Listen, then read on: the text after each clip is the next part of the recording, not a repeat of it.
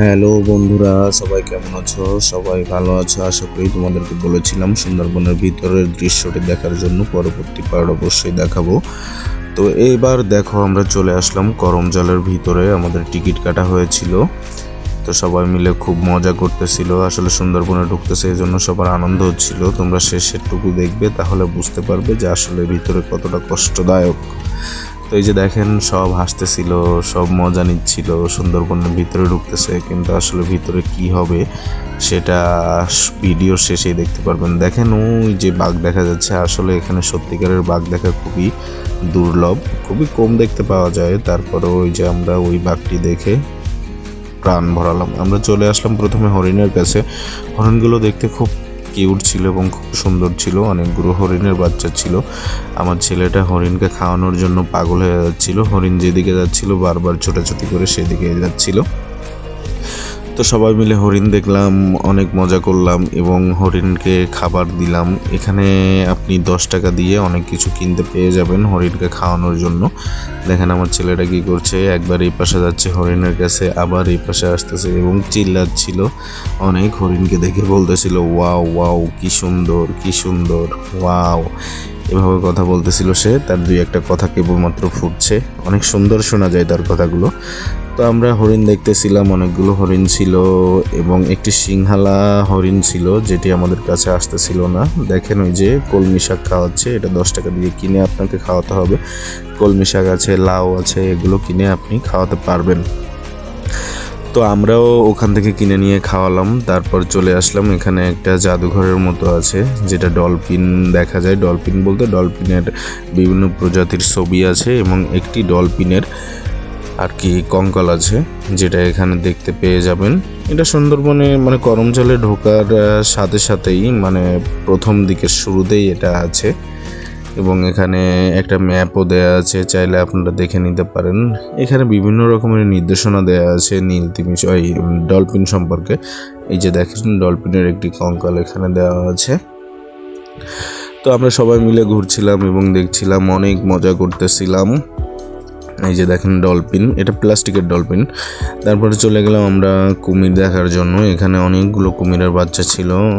তবে আমরা এই যেদিন ঘুরতে গিয়েছিলাম এদিনই একটা দুর্ঘটনা ঘটে গেছিল বাংলাদেশে, এবং আমরা যেখানে গেছিলাম এখানেই এর পাশে একটা ছোট খাল আছে, যেখানে একদল কাঁকড়া ধরতে যেয়ে ওদের ভিতরে একজনকে কুমিরে খেয়ে ফেলে বলতে কামড় দিয়ে মেরে ফেলে এবং অর্ধেকটা খেয়ে ফেলে।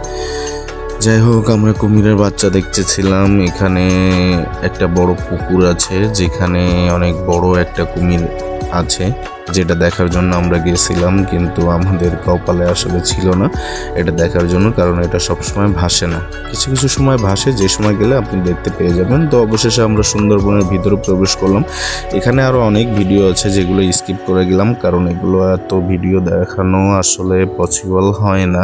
এবার অনেক ধরনের কাসিম ছিল, আরও অনেক কুমির ছিল। যাই হোক, আমরা সেদিকে যাই নাই। তো আমরা অবশেষে সুন্দরবনের ভিতরে প্রবেশ করলাম। এখানে সুন্দর একটা ব্রিজ পেয়ে যাবেন, যে ব্রিজ ধরে আপনি সুন্দরবনের অনেকটা ভিতরে ঢুকে ঘুরে আসতে পারবেন। যারা যারা আগে গিয়েছেন তারা অবশ্যই এখানে কাঠের ব্রিজ দেখেছেন, কিন্তু এখন এটা ঢালাই করে সুন্দর ব্রিজ করে দিয়েছে, যেটার ভিতর দিয়ে আপনি হেঁটে হেঁটে সুন্দরবনের অনেকটা ভিতরে প্রবেশ করে ঘুরে আসতে পারবেন। এখানে শুধু আমরা যাইনি, আরও অনেকেই গেছিল, সামনে দেখা যাচ্ছে তাদেরকে। দেখেন সূর্যের আলো সুন্দরবনের ফাঁক দিয়ে ভিতরে প্রবেশ করতেছিল এবং এখানে সুন্দরবনের সুন্দরী গাছ, কড়াই গাছ, গরান গাছ, আরও অনেক ধরনের গাছ ছিল, যেটা আপনি দেখতে পেয়ে যাবেন যদি কখনো সুন্দরবনে আসেন। তো দেখেন সামনে অনেক লোক যাচ্ছে, এটা আমরা না, এটা কুয়াকাটা থেকে একটা গ্রুপ এসেছিল, সেই গ্রুপটা ঘুরে ঘুরে দেখছিল, আমরা তাদের পিছনে ছিলাম। আমরাও সুন্দর করে ঘুরে ঘুরে দেখতেছিলাম। সুন্দরবনকে নিয়ে একটা প্রবাদ বাক্য আছে যে হচ্ছে বাগে টানলে সহ্য হয়, কিন্তু উলোবন দিয়ে টানলে সহ্য হয় না। এই হচ্ছে সেই উলোবন। উলোবন বলতে বোঝায় হলো সুন্দরী অথবা কেওড়া অথবা ওড়া গাছের শিকড় থেকে কিছু শুলশুল টাইপের, উঁচু উঁচু টাইপের বের হয়। ওই যে দেখেন, দেখতে পাচ্ছেন নিচে, এটাকে বলে হলো উলোবন। তো যাই হোক, সবাই হাঁটছিলাম ব্রিজটার উপর দিয়ে এবং ঘুরতেছিলাম, দুপাশে সবুজ গাছে ভরা ছিল। আসলে ঢাকায় এত গাছ দেখতে পাওয়া যায় না, এর ভিতরে আসলে মনটা জুড়িয়ে যাবে।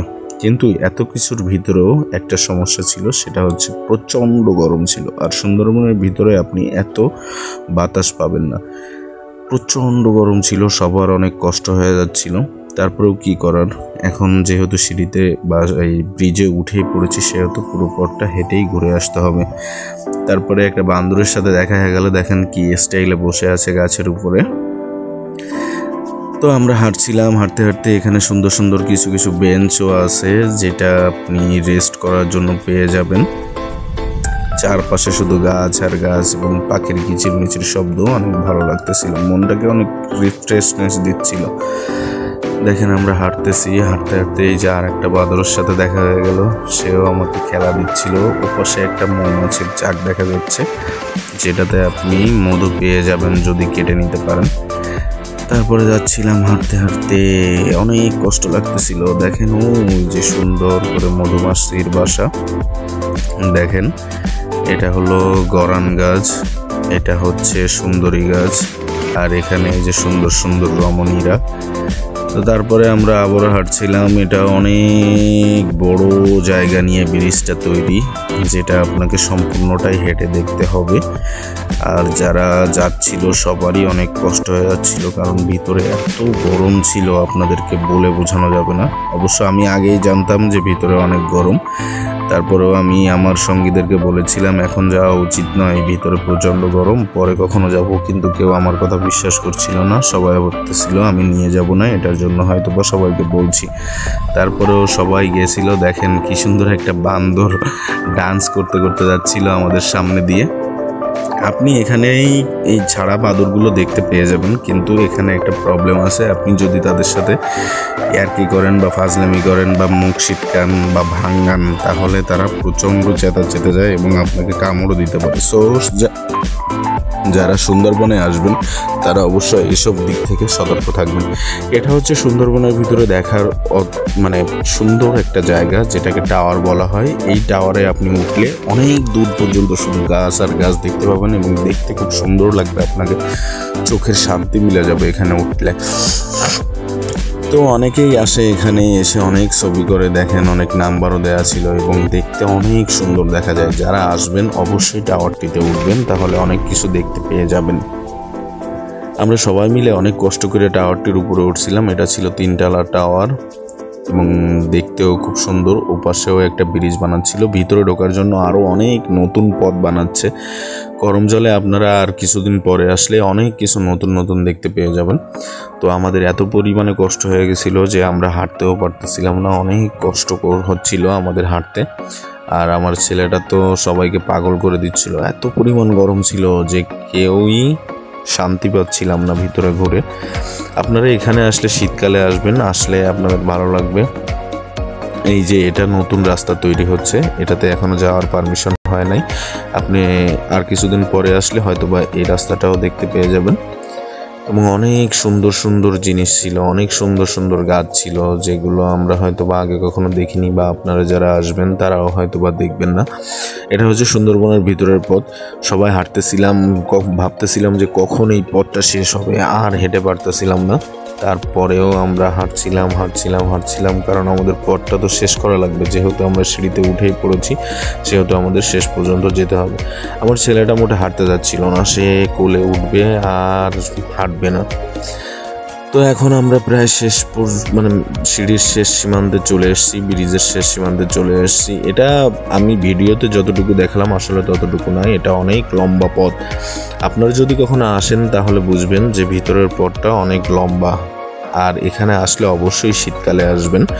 তো আমরা ভিডিওটা অনেকটা কেটে দিয়ে আমরা চলে আসলাম অবশেষে ট্রলারের কাছে। এটা হচ্ছে করমজলের সামনে সেই নদীটা, আর যে অ্যাক্সিডেন্টের কথা বললাম, কুমিরে মানুষ ধরেছে, সেটা এই নদীতেই হয়েছিল, আর একটু ভিতরের দিকে। তো আমরা ট্রলারের জন্য অপেক্ষা করতেছিলাম যে ট্রলারটা কখন ঘাটে ভিড়বে। অবশেষে ট্রলারটা ঘাটে ভিড়লো এবং আমরা ট্রলারে উঠে পড়লাম। এখন আমাদের প্রচণ্ড বাতাস লাগতেছিল এবং মনে শান্তি লাগতেছিল। দেখেন সুন্দরবনের ভিউটা, ওই যে দেখা যাচ্ছে এটা লোকালয়, এখান থেকে লোকালয় শুরু, আর এটার উপাসে সম্পূর্ণটাই সুন্দরবন। এটা অনেক বড় জায়গা, আপনারা যদি কখনো আসেন দেখতে পাবেন। আর দেখেন নদীটাও অনেক ঠান্ডা ছিল। আপনারা আসলে অবশ্যই আমাকে জানাবেন, আমি আপনাদেরকে নিয়ে অবশ্যই সুন্দরবনে ঘুরবো।